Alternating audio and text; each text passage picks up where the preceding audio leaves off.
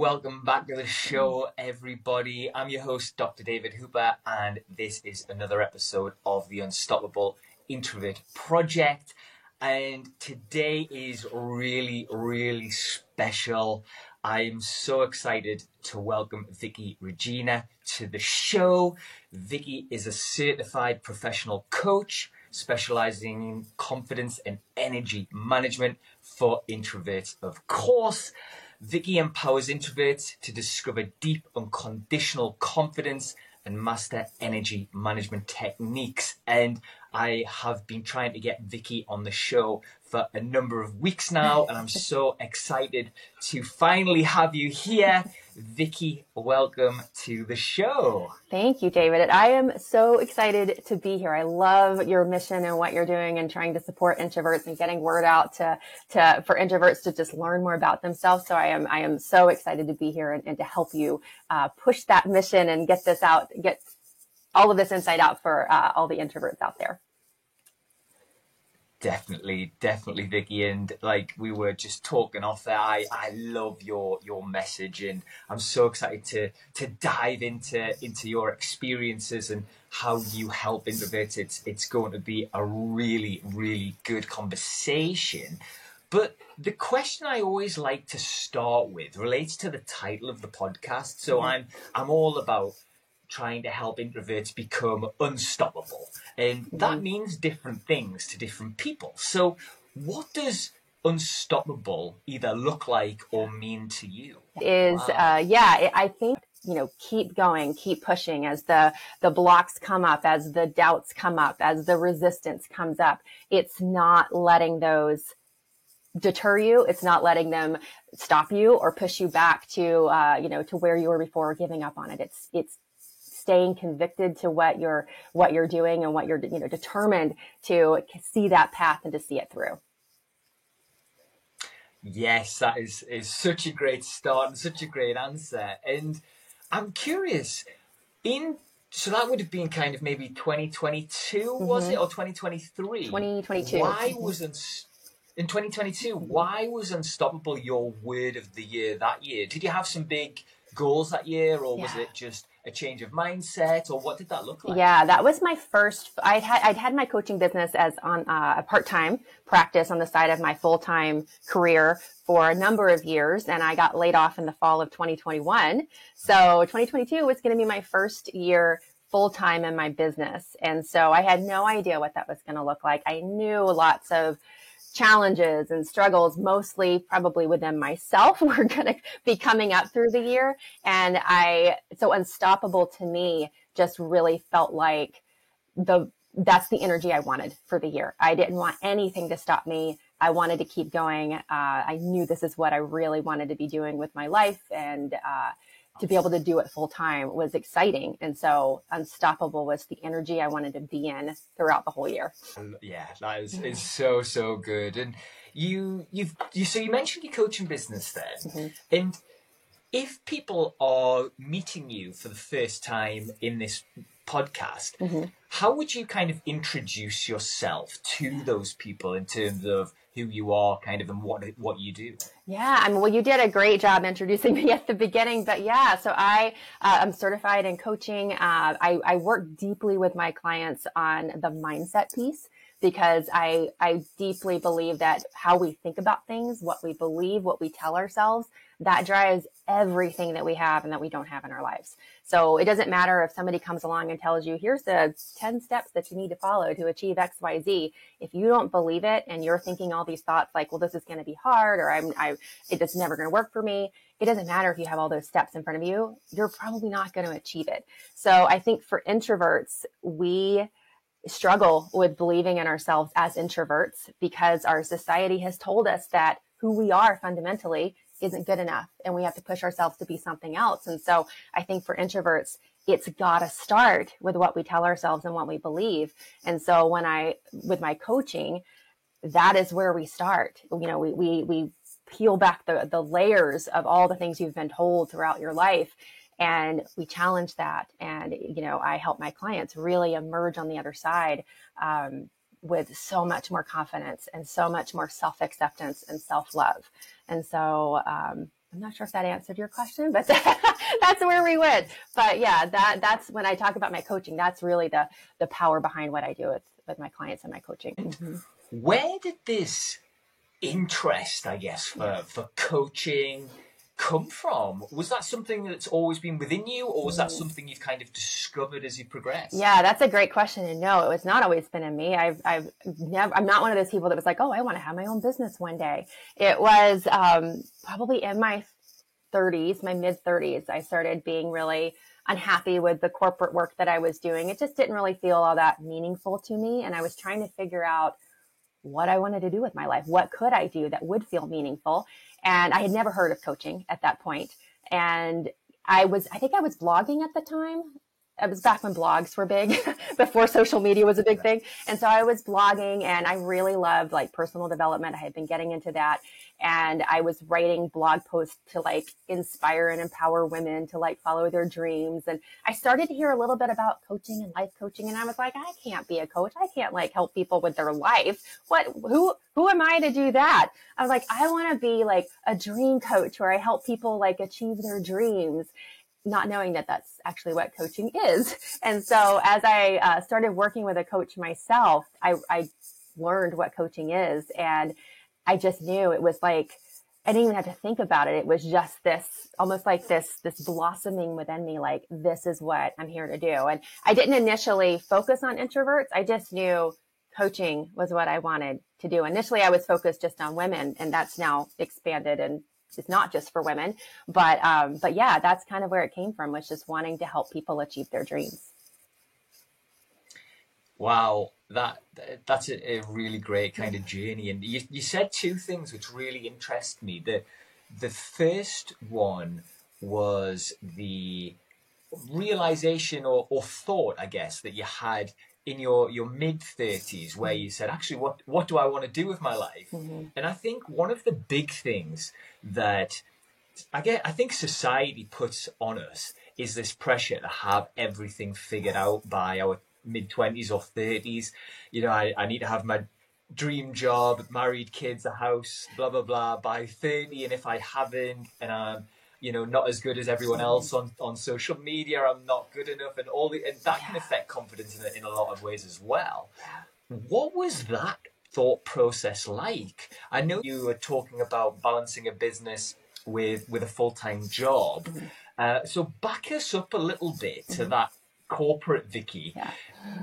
Were you in a job where you weren't necessarily feeling fulfilled, and you thought, actually, I could be doing something else? What was that like for you? Yeah, so I was at the same company for 23 years.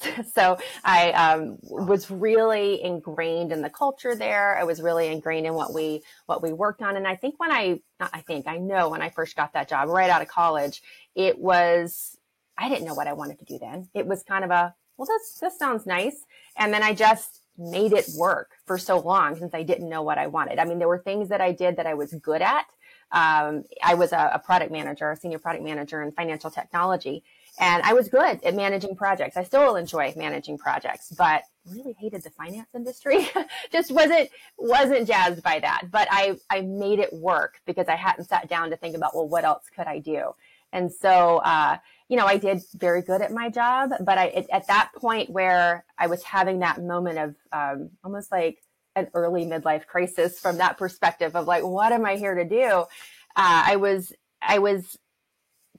bored with my job. I was working with a manager who was not a great manager. So I was doing all the things that I needed to do above and beyond, still wasn't getting the recognition or the promotions or any of that stuff that I felt like I should have been getting. And so it just started to feel like, what is the point to all of this? Like, I'm working my tail off and I'm not getting anywhere, and I'm also not enjoying it. I love the people I worked with. Like, I really enjoyed the people I worked with, but I was just going through the motions every day. And I really was like, I don't want the rest of my life to be like this. I want it to mean something. I want to make an impact, not like some big global, like, oh my gosh, I've changed the world. It wasn't like that, but I just wanted to, I do love people and connecting with people. And I just wanted to help people in some way. And at that point, I didn't know what that was, but I needed something more than just like sitting behind a computer all day creating software. Definitely. No, I completely understand. And yeah, that purpose is so, so important. And was it at that point where you reached out to get a coach, or at what point in your journey did that happen? Yeah, it was somewhere around in that point. And it was, I think I might have started thinking about coaching at that point. I can't remember the exact timeline, but it was all right in that same time frame. And there was someone that I was following, and she actually had a summer camp for women, and I was intrigued by that and was like, that would be really fun. But also as an introvert, the idea of going to this place where I knew nobody and having to share a cabin where I would have no alone space also felt absolutely terrifying. But something in me was like, you need to go do this. And I remember sitting there booking the flight, and I had everything like entered into the computer. All I needed to do was click the button. And I was like sitting there and I wasn't clicking the button. And I'm like, just click the button, just click the button. And so I finally clicked the button. But, when I went, it was such an amazing experience. I had never been in an environment that was so, like, the energy was just so just uplifting and amazing. And she offered a 1-year program. We had to apply for it. She would only have like maybe 11 people, 12 people in the program. And it was a year-long program. And after going to that summer camp, I was like, I want to do that next year. And it was just general life coaching. It wasn't about a business or anything like that. And each month you'd hit on different topics. And you would do it in this group environment with some of these amazing women. And so I applied for it that fall, got in, I got accepted, and that was my first experience with being coached. And I think at that time that's when I was also going through coaching school, if I recall. But yeah. Very powerful. Yeah, I can imagine that situation. I can also imagine the situation of hovering over the button, not wanting to press it. And what made you hit the submit button? Because I think one of the most common challenges I have conversations with introverts about is that last little percent to do it, to raise the hand in the meeting, or to put yourself forward for the promotion, or to hit the submit button on the application. How did you manage to push through those self-doubts? Yeah, it was just that there was like that, like I said, there was this voice, which was kind of the early stages of me really starting to hear my intuition. And it was this deep strong voice that said, just do it. You got to do it. And it was so strong and anchored that it overrode, is that the right word? It was overriding the fear, the doubt, oh my gosh, who am I to go? Like, what am I going to do? Walk it in there by myself. And so it was just a moment of like, just do it, and just like making myself click that button. The funny thing was, as soon as I clicked it, this thing popped up like, are you sure you want to book this flight? And I've never seen that before. And I was like, are you serious? I finally just clicked it, and now you're giving me an out? Like, but it was easier to click that a second time. It's like, this is a sign. You shouldn't do it. You shouldn't do it. But you push through that second barrier as well, which is amazing. And now obviously you're impacting so many people, which is incredible.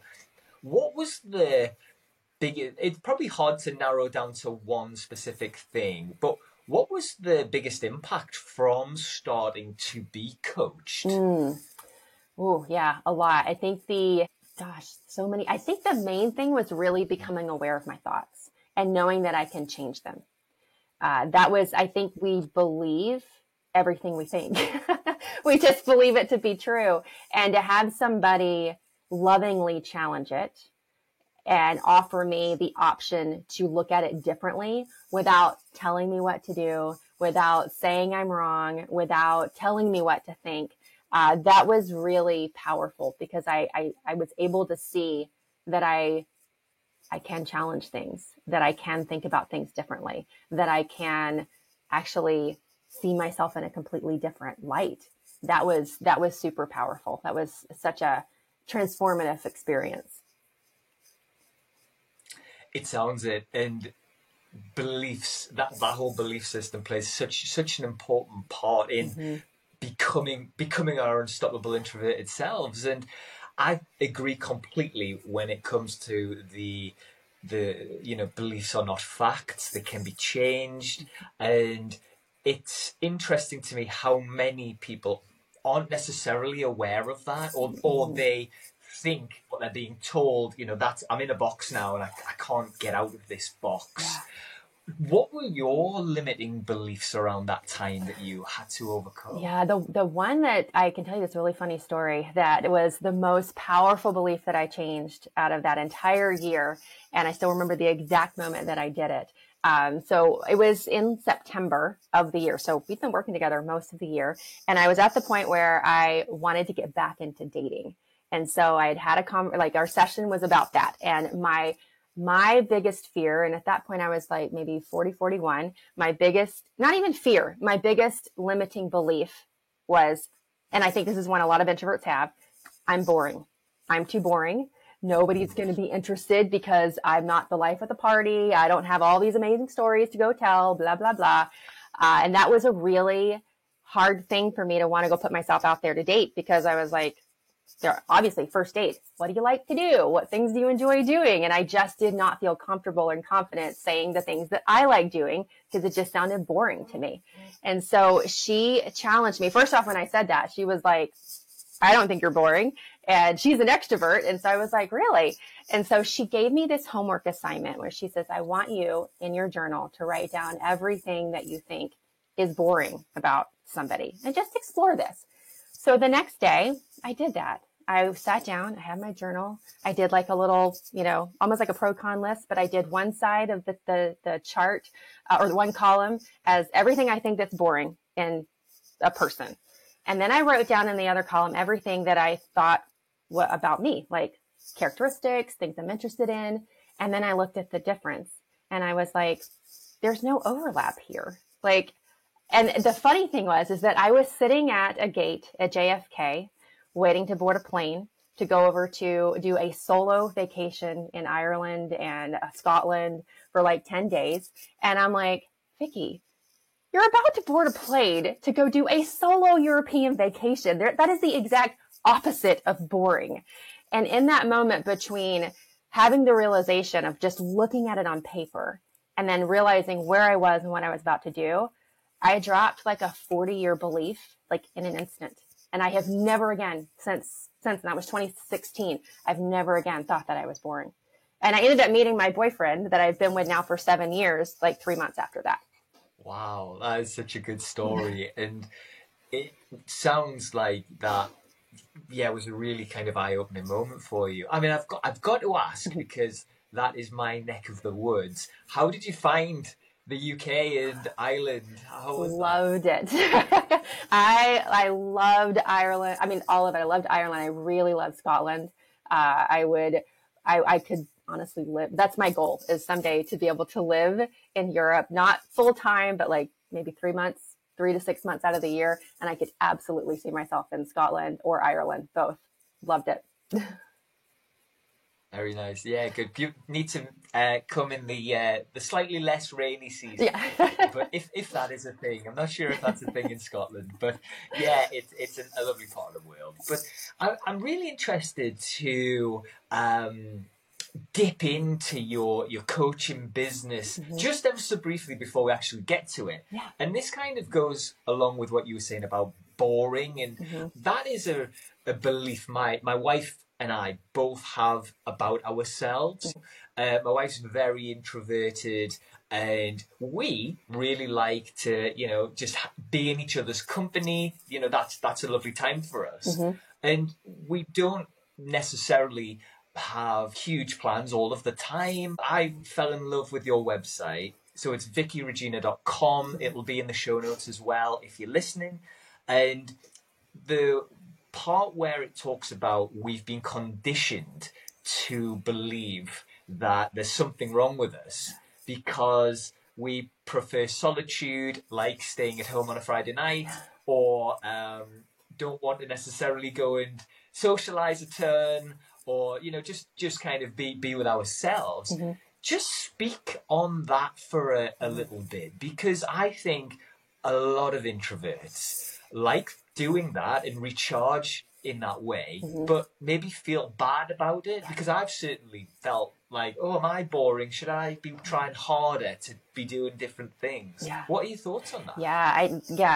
I've worked with clients on this because, like I said, I think most of us think that we're boring because we have this image from what society tells us, what we see in movies, what we hear other people talking about, that to be exciting, you've got to be out in the world. You're experiencing all these things. You're doing all these crazy things. You're at parties. You're the life of the party. You're super interesting. Everybody's paying attention to you. And so we see this one version of not boring. But really, when we think about introverts, yes, we do like to spend time on our own. We enjoy our own hobbies. Most of us have a lot of hobbies. My boyfriend says my hobby is hobbies. There's a lot of things I enjoy doing. And when you think about that, that makes us infinitely interesting. Most introverts we love to go down the rabbit hole of, something that we're interested in. Boy, we could sit there and research it forever. And we are a wealth of knowledge. And so when we get on a topic that we enjoy, that we are passionate about, that we like, we can just talk and talk and talk and talk. That is the opposite of boring. And so I think that when it comes to that idea of being boring because we enjoy being on our own, it's really just reframing that, like not seeing yourself through that one definition of what it means to not be boring or to be exciting, whatever the opposite of boring is. And really almost like doing that exercise that I had said that I did to see within yourself, if you like, I don't see myself as boring anymore. Are there other people in the world that see me boring? Probably. Yeah, there might be, but that's okay because I don't see myself as boring anymore. And I know other people don't. The people who are the right people for me also don't see me as boring. And so anybody that wants me to go out and be the life of the party, that's never going to be me. And I'm okay with that. Like, I don't need to meet their expectations. So I think that when it comes to believing that you're boring, just challenge the one accepted way that you may have seen, because that's just going to feed the insecurities. Explore what it means to be like, hey, I'm cool the way I am because I enjoy what I'm doing. And even look at the people around you, look at the people who are in your life, who enjoy being around you, and see that how much you have in common, and recognize that they don't see you as boring. Just to bring it back to your journey then, something that really isn't boring is starting to build a business and have a full-time job, as you did at the time as well. What was that decision like? Because, again, something that I tend to find speaking to introverts is that push over into starting that business or taking that chance or whatever. What was that like when it came to making that decision? Actually, I'm going to start this business on the side. I'm going to work full time, or however you worked it. Yeah. Was there any challenges you had to overcome during that early decision making process? Oh, that's a great question. It was so long ago. I'm not sure I remember, but I don't think it was because I had the safety and security of having a full-time job. It wasn't a hard decision to make because it was like, well, I'll just do this on the side. If it works, it works. If it doesn't, it doesn't. And there was no risk to it. I think the challenge was trying to figure out how to do it, how to get the word out, how to find clients. All of that stuff was the challenge, but I don't think it was a challenge for me to decide to do that, because it just kind of was like, why not? It wasn't too scary at the time. And then you started to put yourself out there and start to build this business. And how was that in the beginnings? Was it fairly plain sailing, or was it a grind? A bit of a grind, yeah. Yeah, definitely a bit of a grind. Just at the time I wasn't clear on who I wanted to help. It was a fresh new coach. Yes. I wanted to help everybody. Like, I can help anybody. And what they taught us in coaching school is if you know how to coach, you really can help anybody. You don't have to have gone through what they've gone through, because true coaching isn't about telling people what to do. It's really about asking the right questions so that they can, change their life. And so I was like, well, I can help everybody. body? Why do I need to limit myself? And so that took me a few years of really playing in different spaces to really narrow down, who I am as a coach and who I wanted to help. So that was the first initial challenge, which, like I said, took me a few years to really get to the place where I was like, okay, I've nailed it. I changed my business name multiple times, which is I eventually just put it to my name. So if I did need to change it to something else later, I wouldn't have to go through changing the business name of the website and all that again. But yeah, that was the initial challenge. And then once I really answered the inner calling to really focus on introverts, then it was like, okay, what am I helping introverts out with? And so then that was kind of the next challenge, was narrowing that space. So there's the challenges for me have been around the messaging. Even once I got to this is who I'm helping, it's just figuring out how to say it in a way that people get or that people recognize themselves with. And so that was the biggest challenge. But there was also, now that I think about it, sorry, one more thing that just came to mind is once I was starting, putting myself out there was being more visible. I was very comfortable writing behind the scenes. I was very comfortable with writing posts. But when I first started to, really use Instagram, I remember that one, oh, you got to do stories. And I just remember being terrified of just talking to the camera.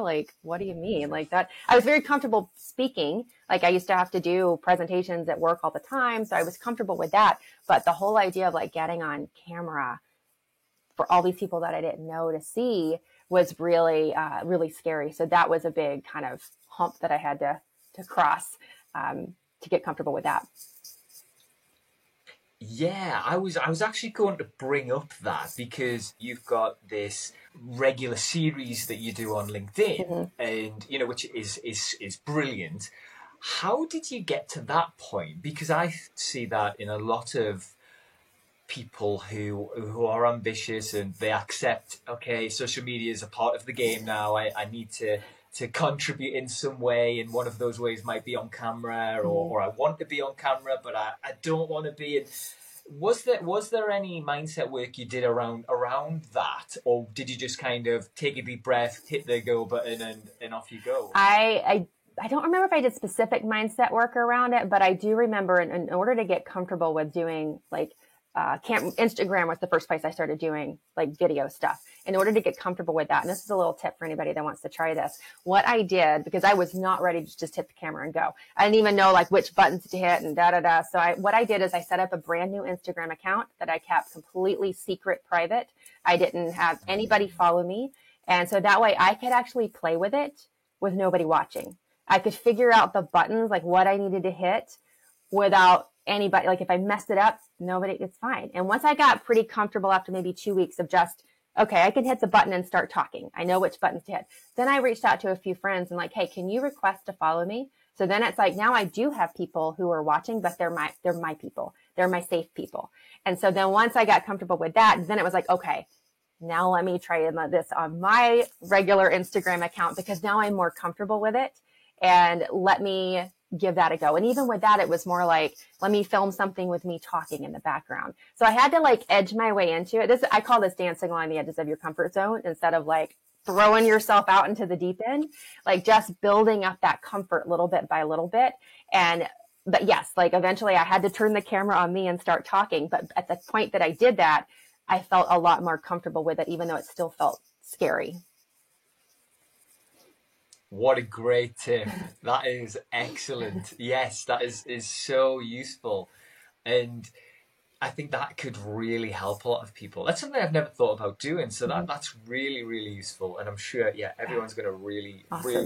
really, get a bit of benefit from that. And I can see how that would build your confidence up. And then you go onto your main page, and you're cooking, which is perfect. And then we get to the next stage of your journey then. So you kind of part-time business, full-time role. At what point did you start to go, actually, I could be onto something here, and start to transition into kind of full-time business? Well, that was actually not my choice, because I got laid off. And so at that point it was okay, well, I guess I could go look for another full-time job doing something I hate, or I could, thankfully I got a severance. So I was I had some savings. So I was so I can, really go all in on that. And it was a bit scary to think like, ooh, but I don't have enough income coming in to really like consider this like full time, but I'm going to just, really work on this. And so it was a choice that just kind of came out of necessity. But also there was an element of like, I have to believe in myself here. I have to, and that's where unstoppable came in, is that word of the year for the next year was I have to believe that this is possible for me because I want this so bad. And I know that this is something that I can really help people with. And so, yeah, it was more of the timing, I think. But I think if that had happened 10 years ago, I couldn't have made that decision to do that. And I would have just ended up following a path that wasn't right for me. So it was really like that universal timing was just the right timing. Yeah, absolutely. And when you were going through that period of being laid off, mm-hmm.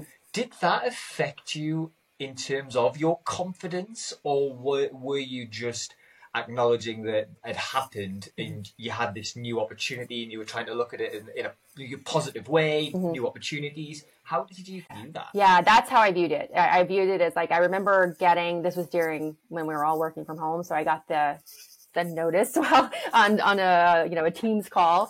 And I remember initially being angry and shocked, but also feeling this just deep sense of relief. And I remember about 2 weeks after my last day, I was still in like shock mode because I'd been there for 23 years. So I was still in shock mode. But I also remember feeling about 2 weeks after, I was like, man, this is the happiest I've felt in years, probably decades. And that was like such an eye-opening moment, because it was like, yes, I still feel really scared about this. I am still really nervous about this. I still feel kind of like crap because of, being the whole rejection piece about being kicked out of something that I'd been a part of for so long. But to feel that I remember thinking it doesn't make sense that I feel this happy given that I'm 2 weeks out from getting laid off. And that was really the fire and that motivation that's like, this is a good thing. And I don't need to fear this. It's okay to feel fear. That's normal. But that deep just happiness and contentment just was like, this is the right thing. And I'm going to make this into something really good. And you absolutely are. And that brings us really nicely to your coaching now. Mm-hmm. And, I'm a raving fan about what you do. How did you get to that point? Yeah. Why confidence and energy? Yeah, that's a great question. And it was one of those, like I mentioned, I had been trying to like nail my niche. Like all the business coaches say, nail my niche. What am I talking about? What's my framework? And I struggled with that for years. And it was something I kind of just stumbled into. And I think it was partly because of being laid off and going through that journey. But I recognized both in myself and with my clients that when we are fighting ourselves, like I was always interested in the energy piece. Like once I started learning about introverts and how, we're drained and everything outside of us is going to drain us. And so that energy management piece was always something that I really enjoyed. But once I started to really pay attention to it, I recognized that in myself and my clients, when we're drained, when we are fighting against ourselves and we're pushing ourselves beyond our energetic limits, our confidence suffers. And when we are honoring our energy, it means we're honoring ourselves. We are also making choices that align with what works for us. Then our confidence starts to go up. We're able to engage with life and with other people and even with ourselves in a way that refuels us and makes us feel good. So of course, our confidence is going to rise. And so I started to see how those are really entwined and interconnected. And that is what really just really fueled like this. Nobody else is talking about this, but yet I feel like on fire when I could literally sit here for the next 4 hours, David, and talk about this. But, and so that's when I really knew that this is my little piece of the world here. And, so yeah, and with the confidence piece, I love, it goes back to that mindset shift. I love working with people on the mindset shifts, the thought patterns, the belief systems. And that's what confidence is. It's your belief system. It's how you think about yourself. And so when you can learn to shift what you think and I don't want to say change, but lack of a better word, change your approach to how you're engaging with yourself in the world, your confidence is just, and you don't have to force your confidence. Like it just naturally comes along. And when you layer in that energy piece as well, then you're giving yourself the support and the well-being that your nervous system needs in order for you to step into those spaces with confidence. And what are some of the challenges some of your clients come to you with? It's different things. I had one client came to me where this was such a powerful client to work with. She came to me, she was new to her city, relatively new to her city.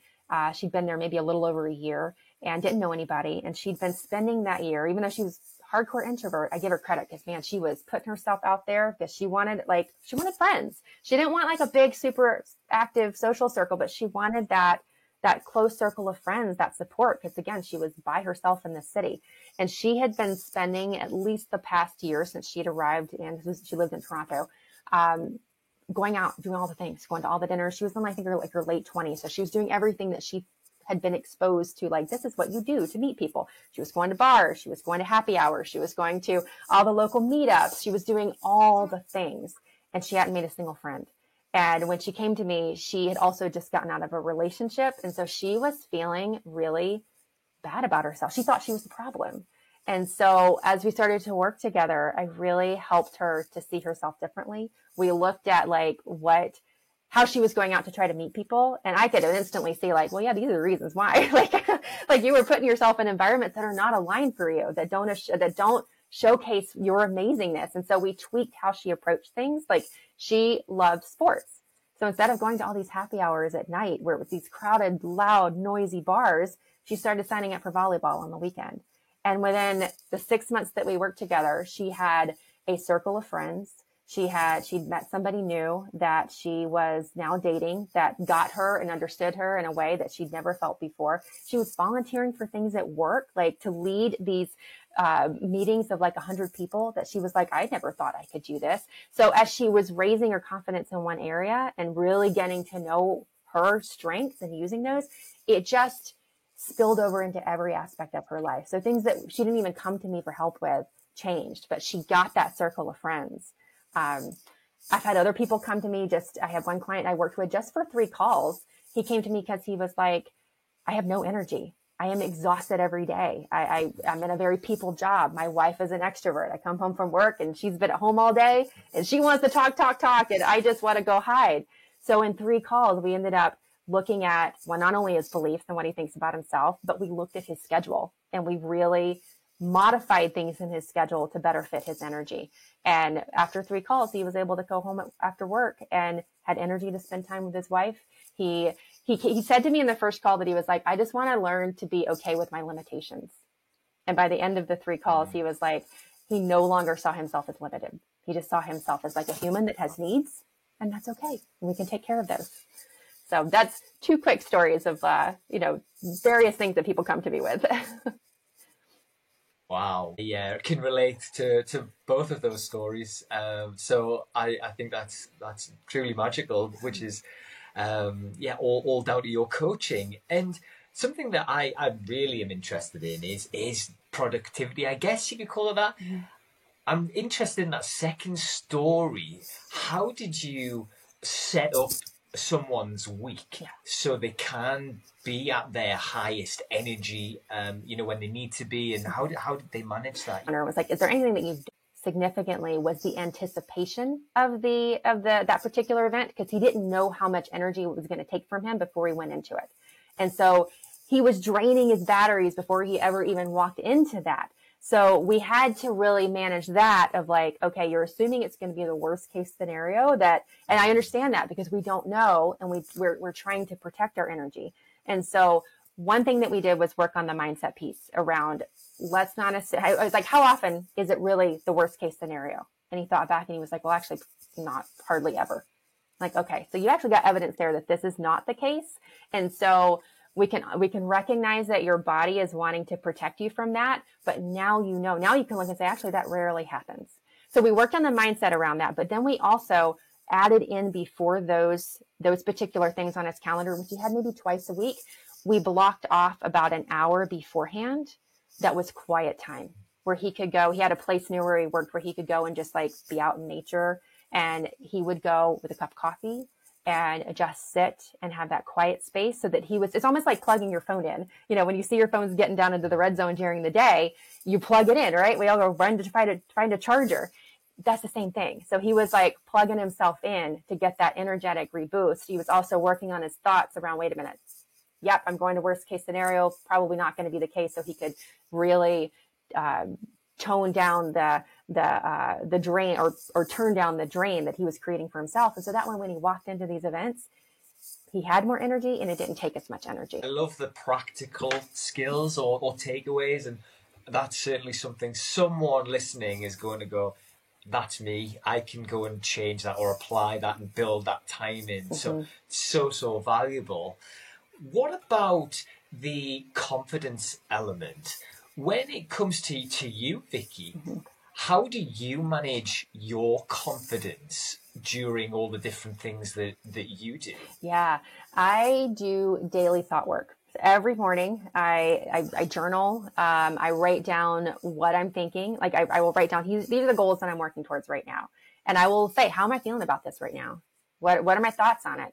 And then some days it's great. Some days I'm like, I'm feeling empowered by this. I'm feeling super excited about this. And I just, okay, cool. I don't have to do as much work in the morning on that. But when I have those days where I'm feeling the doubt, the anxiety, the self-judgment, then I really start to dig into those and I focus on evidence. You know, our brain is always going to look for evidence to support whatever we're telling ourselves. So if we're telling ourselves crappy thoughts, it's going to look for the evidence to support that. If we're telling ourselves really awesome thoughts, it's also going to look for the evidence to support that. So when I'm having those not so awesome thoughts, then I will challenge them and say, well, why am I telling myself that this is true? And then I will tell myself, well, what else is true? What else is actually, what evidence do I have that proves this wrong? And once I start writing that down, it really helps to minimize the fears, the doubts, the anxiety, because I can see black and white on paper that, wait a minute, this isn't necessarily true. And sometimes that makes it go away. Other times there's still some of that lingering doubt, anxiety, fear. But what I've learned to do, and this has been a practice, it's still a practice, is allowing it. Like, you know what? I don't have to fix this. I don't have to fix this thought. I don't have to fix the fear. I don't have to fix the anxiety. I can just notice it. I can identify things that maybe aren't true about it. And then I can just allow it to be as I choose to keep taking action. And then that usually helps to minimize it. But yeah, it's an ongoing process. But the big key for the confidence piece is always looking for the evidence that proves that I do have what it takes, or things are working. That really helps. Brilliant. I think that answer was brilliant. Firstly, because of how open you were. I always love when people acknowledge that this isn't always a perfect situation. I'm still challenged by X or Y or Z, and I'm going through this process, and that is always going to be the case, really. It probably isn't ever going to be 100% perfect. And there's always going to be things that we're juggling or balancing. So I love that, you're so open and honest about that process. Two questions. The first is about evidence. If someone isn't sure, what that entails or what they should be looking for, what do you kind of class as evidence? Oh, yeah. So our evidence is anything that proves it true. So let's see if I can think of an example. So sometimes where the anxiety will come in for me, or the fears around, I need more clients. I'm not, I don't have enough clients yet. And then my brain will start going down the path of like, well, you're never going to make enough money. You're eventually going to have to give this up. And it just goes down that little rabbit hole. And so I have to look for the evidence that things are working. Now my brain is going to say, well, you don't have enough clients right now. So no, there's evidence that it's not working. So I have to then say, okay, what are other examples of things working?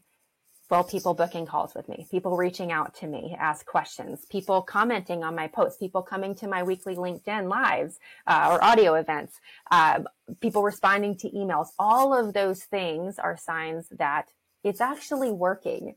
And so when I look for that evidence, it helps me to feel calm that, okay, things are moving along. So it's really looking for, our brain is going to try to find evidence to support the crappy beliefs. Like I was saying, going down the rabbit hole of like, yeah, but you still don't have this. That's why, it's not working. And it's like, okay, well, let me challenge that. What is working? What is true about this? And it may be something tiny, but if it makes you feel like, okay, cool, I got this. That is, go with that evidence. So good. Yeah, so good. And what about those times where you do have those not so good thoughts and you are working through that evidence and you're journaling? How do you still turn up and show up every day? Because I think that it can be a work in progress sometimes, and we always have to try and keep going even when our mindset's holding us back a little bit. And how do you keep going on those days where you aren't in that brilliant mindset and your thoughts are playing tricks on you a little bit? Yeah, that I go back to why I'm doing it. Like that's my big driver, why I'm doing it, and just telling myself somebody's listening. And you know what? I don't have to know who. I don't need to know who. I recently had somebody tell me in like my DMs, he was like, I've been like sending him after my LinkedIn audios, I send links, I record it and I send the link to the replay to anybody who wasn't there. And there was one individual I had been sending the link to over and over, every week, didn't respond, maybe said thanks. And then out of the blue, this person responded back with like a paragraph and was saying, I've been following you for a while and I've been really paying attention to what you're saying. And so when I'm having those days where I feel like nobody's listening, this is never going to work, I remember that. And I tell myself, there are other people listening. And I just have to dig into the why I'm doing it and the passion behind it. But I will say sometimes if it's stressful enough, I'll take a day where it's like, look, today I'm just going to lay on the couch and watch Harry Potter and it's okay. Because this is what I need.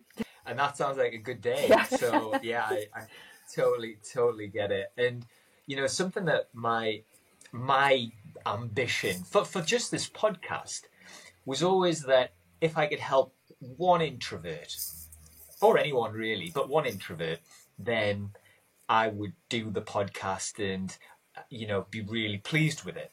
And I remember that, I've had imposter syndrome doing this. I've been anxious and stressed and worried and all of the emotions, really. Some good ones as well. And annoyingly, my wife, when I was kind of, I'm not feeling great about myself. Should I turn up? Should I do this? And annoyingly, my wife said, would the video you post help one person? And I was like, damn. Yes, it would. Off I go. Yeah. So and that brings us back to that why and purpose. So I think it can be really, really powerful once you figure that out. Yeah, and even if you don't have a business, even if it's wanting to get healthier, that why could be, I just want to feel good today. I just want to feel energized. It could be that as your why. It doesn't have to be a business related why. Yeah. Absolutely. And Vicky, I'm aware of the time, and I want to be respectful of your time, but I've got a couple of questions that I have kind of got around being an introvert and kind of loving yourself and just accepting yourself, really. And something that I wanted to see what your thoughts on were, how do you fall in love with yourself as an introvert and stop looking for that outside gratification almost and just really embrace you? Yeah, I think that's a hard journey sometimes, because I think just as a society, we're taught to look outside of ourselves for acceptance. I mean, our social media world is like, how many likes did I get? How many people have commented on it? And we look to that to bolster our self-esteem. And I think as an introvert, this is an inside job. We have to look to and that is actually where our specialty is, right? As introverts, we have really active inner worlds. And so to fall in love with yourself as an introvert, there's a couple of things that you got to do. The first thing is to learn what it means to be an introvert. Because our society gets it wrong, most introverts also don't understand it. I can see when introverts are talking about themselves, I'm like, yeah, you don't understand what it means to be an introvert, and it's no shame because our society doesn't. You've never been taught. So take the time. You can read quiet. You can, listen to David's, podcast, listen to other people, come to my LinkedIn audio events, but take the time to really learn what it means to be an introvert. Most people confuse introverts with shyness, social anxiety, all the things that are not, don't paint introverts in a great light. So take the time to fully understand what it means. And then as you learn what it means, really explore what the advantages are to being an introvert, because there are so many advantages. And then the second piece is then to learn about you, learn what your strengths are. Some of those you probably aren't even recognizing because they're so innate for you. It's so easy for you. You just dismiss them, or because they don't align with what society paints as like the extrovert version of like advantages and strengths. So you just dismiss yours. So you've got to spend some time really exploring like, what makes me awesome? What am I really good at? And you're going to see overlaps with like, what it means to be an introvert. And then once you start doing that, that's where you start to give yourself freedom to just be you. And when you start to explore life in a way that honors who you are, things will start to feel easier, and you're going to start to feel more energized, and you're going to start to just enjoy yourself more. But that will take also a little bit of work in challenging those, well, this is who I'm supposed to be. This is who I should be. This is what society tells me I should be. This is what my mom tells me I should be. This is what my boss tells me I should be. And just say, hey, telling yourself like, hey, those are their opinions, but this is me and my life. And I know that's not for me. So it's really just a journey of like learning about what it means to be an introvert, and learning where you fit into that and where you shine. And building on that, Mm-hmm. How do you give yourself permission to to do those things your own way, to block out the noise? I think it's a little bit by little bit. Like it's playing with it. It's part of it is the working on your confidence. So some of the confidence comes from taking action that allows you to feel good about yourself, but sometimes you've got to have the confidence to take the action. So it's like they feed each other, but it's working on and just telling yourself, I'm worth it to do it my way. This is better for me. This is more healthy for me. It's kind of like, that's the way that I sometimes explain it that's coming to mind. It might seem a bit of a tangent, but it's like, I think about like 150 years ago, when kids who were left-handed, they were forced to write with their right hand. And that was, at least I don't know in Europe if they did that, but I know here they used to do that to kids who were left-handed. That is not their natural way of being. And I feel like that's how our society treats introverts, is like we're trying to force introverts to be who they aren't naturally.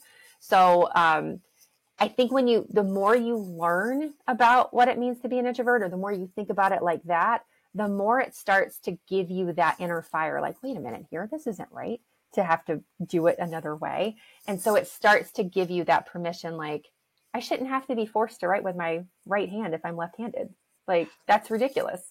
Yes, no. And that was the case in Europe as well. So I completely acknowledge that the angle you're going for there. I completely agree. And what would you say to any introverts who are listening today who might be feeling hesitant or unsure about stepping into their full potential? Maybe they're lacking in confidence or have challenges around managing their energy. What would you say to them? I would say, slow down. Don't pressure yourself, because you may be listening to whether it's this one or anybody else, you may be listening to things about, oh, well, now I should accept myself. I should, don't put too much pressure on yourself. Let it be a journey. Let it be an unfolding. Think of like flowers in the spring when they start to bud. It's a process before they eventually open up. It's not like overnight. I mean, I don't know. I'm not a flower person. There might be some flowers that literally open up overnight, but we're going with the metaphor that it takes a little time for them to like fully open up and blossom. Allow that to happen. Allow that to be a journey. But I think the biggest tip that I can give you is to don't put so much pressure on yourself, because the pressure, whether it's to be more extroverted, or now maybe the pressure is now swinging to like be less extroverted and be myself, that pressure is going to feed those thoughts of like, well, you're not doing it good enough. You're not doing it well enough. You're still not doing that. Just allow yourself to be. And that may be a very new experience for you, and that may feel very uncomfortable, but just practice being in that space, just being curious with yourself. Wow. Great line. The process process and patience, absolutely key. Vicky, this has been so enjoyable, and the time has just flown by. Before I let you go, what's next for you? What's the rest of 2024 looking like? What and beyond? What are the big things coming for you? Yeah, this year I am excited to. I've been wanting to do a group program for a while, and so that is coming. It's coming in May. So I am excited about that piece, that it's going to be all about the whole dancing along the edges of your comfort zone. As an introvert, you don't have to go crazy with getting out of your comfort zone to grow. That's something I've been wanting to do for probably about 2 years. And so that is finally happening. Wow. I'm super excited about that.